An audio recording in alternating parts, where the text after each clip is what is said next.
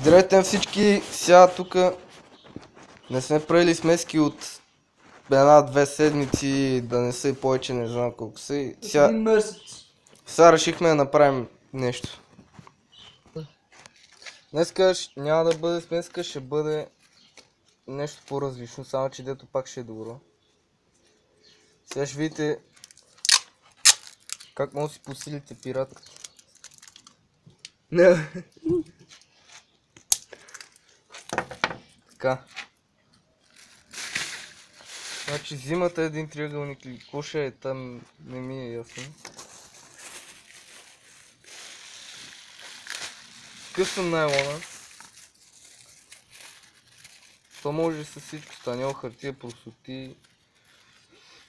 Ама аз искам с найлон. Увивам.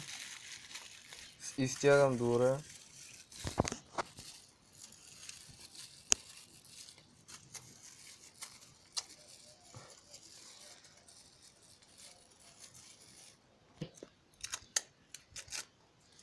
Сега увивам стиксо и изтягам още повече. Ще пробвам и още нещо. Да смачкам това. Ще пробвам да смачкам пиратката, може пак да стане.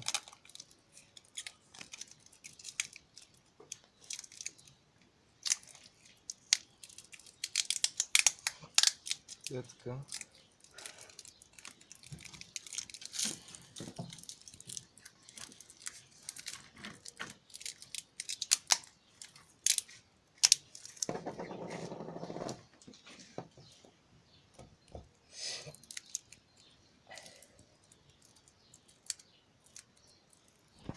И накрая стана това.